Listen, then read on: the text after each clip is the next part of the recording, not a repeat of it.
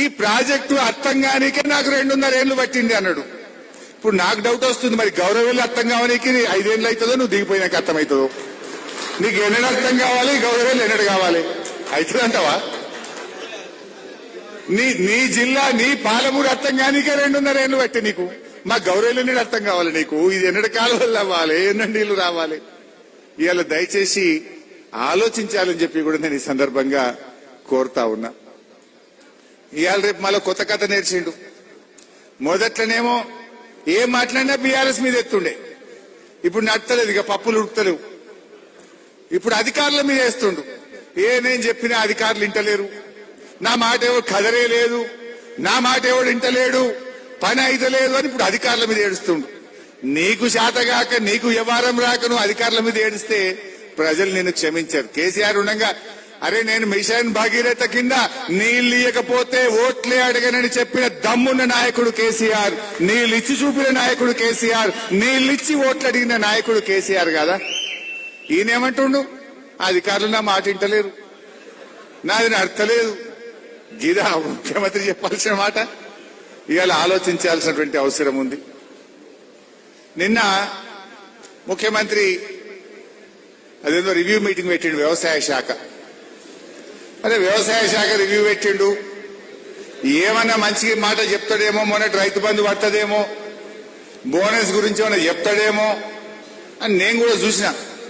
ఇక మీటింగ్ అయిపోతే press note వస్తుంది కదా, ఏమన్నా మంచి మాట వస్తుందా అని నేనే చూసిన. జనరల్ గా ముఖ్యమంత్రి కూర్చున్నాడు వ్యవసాయ శాఖ మీద అంటే ఏమనుకుంటామే, ఈ యాసంగి రైతు బంధు పడుతుందేమో అనుకుంటాం. మన సిద్దిపేటకే వచ్చింది కదా మొన్న, మార్చి 22, 2026 నాడు మన సిద్దిపేట జిల్లాకే వచ్చి, ఆడికి కూడా ఎక్కువ మనోళ్ళని తోలుకొచ్చి హుస్నాబాద్లను. మార్చి 22, 2026 నాడు సిద్దిపేటకు వచ్చి 45 రోజుల్లో రైతు బంధు మొత్తం పైసలు వేసేస్తా అని చెప్పిండు. 9,000 కోట్లు ఎత్తా అని చెప్పిండు. పడ్డాయా పైసలు? ఇప్పుడు మార్చి 22 పోయి ఇలా జూన్ 16 పోయి 17 వచ్చింది అంటే 85 రోజులు దాటిందా? మరి నువ్వు 45 రోజుల పైసలు వేస్తా అని చెప్పిన ముఖ్యమంత్రి 85 రోజులు దాటినా రైతు బంధు పడకపోయా. నేను అనుకున్నా మీటింగ్ పెట్టిండు, ఎవడన్నా ఆఫీసర్ యాడ్ చేస్తాడేమో, ముఖ్యమంత్రి అడుగుతాడేమో, ఇక 45 రోజులు కాదు 85 రోజుల కన్నా రైతు బంధు పడుతుందేమో నేను అనుకున్నా. రైతు బంధు సప్పులు లేదు. 5 నెలల రైతు బీమా కట్టక మీ హుస్నాబాద్ లో అడుగుండే ఎవరినన్నా, ఈ మధ్య చనిపోయిన రైతులకు 5 నెలల నుంచి బీమా వచ్చుడు బంద్ అయింది. కేసీఆర్ ఉన్నప్పుడు కరోనా ఉన్న ఆగలే, కష్టం వచ్చినా ఆగలే. ఏ రైతు ఇంట్లో దురదృష్టవశాత్తు ఎవరు చనిపోయినా 5 లక్షల రూపాయలు 10 రోజుల్లోకి వచ్చి బ్యాంకులో పడ్డాయి. ఇప్పుడు 5 నెలల రైతు బీమా సప్పులు లేదు. నేను అనుకున్నా ముఖ్యమంత్రి రివ్యూ చేస్తుండే కదా, రైతు బీమా పైసలు కడతాడేమో, ఆ రైతు బీమా 5 నెలల నుంచి ఆగిపోయింది, స్టార్ట్ అవుతుందేమో అనుకున్నా. అది సప్పులు లేదు. ఈ యాసంగి ఏమైనా బోనస్ ఇస్తాడేమో, మరి పోయిన యాసంగి అయితే 1,200 కోట్లు ఎగ్గొట్టిండు. వీళ్ళే చెప్పింది కదా, ఎలక్షన్ల ముందేమో అన్ని పంటలకు బోనస్, ఎలక్షన్లు అయినాక వడ్లకే బోనస్, జర్ర ఏడాది ముందుకు గెలగానే సన్నాలకే బోనస్. నేను అనుకున్నా ఆ బోనస్ అని ఇస్తాడేమో ముఖ్యమంత్రి యాసంగి అని నేను అనుకున్నా. బోనస్ బోగస్ అయిపోయింది, దాని గురించి సప్పులు లేదు.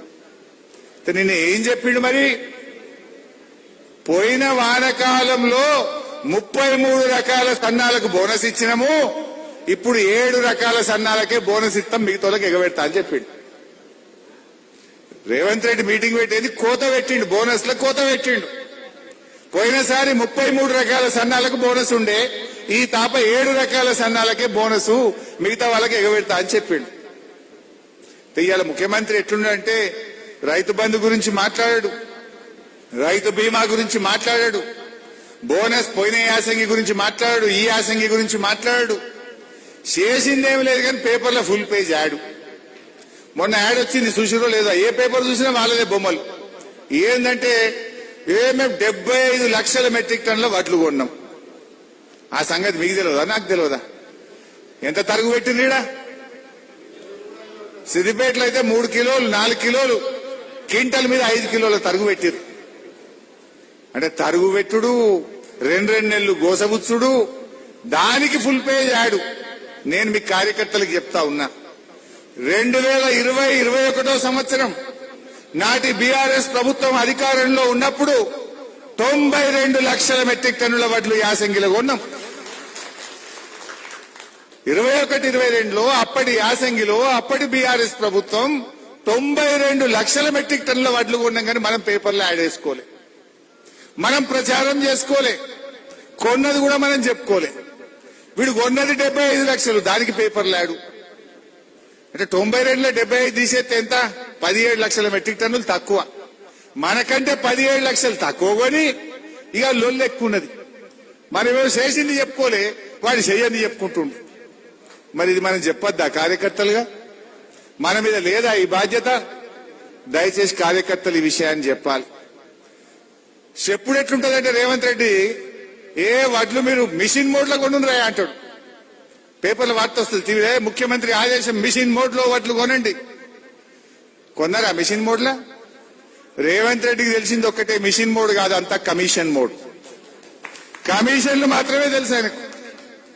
గీ ముచ్చట నేను మొన్న మాట్లాడినా, కమిషన్ ముచ్చట మాట్లాడితే ఇవాళ ఇబ్రాహీంపట్నం పోయింది. నేను అన్నిట్ల హ్యామ్ రోడ్లలో 22% ఎక్సెస్ పడ్డదని, గురుకుల పిల్లల కోడిగుడ్లలో కూడా కమిషన్ కొడుతుండ్రని, ఇట్లా ఒకటి ఈ మధ్య నేను బయట పెట్టుకుంటూ పోతే ఇవాళ రేవంత్ రెడ్డి ఆడికెడుకో ఇబ్రాహీంపట్నంలో స్కూల్ ఇనాగ్రేషన్ పోయిందట. నేను ఇక్కడ కూర్చున్నాను.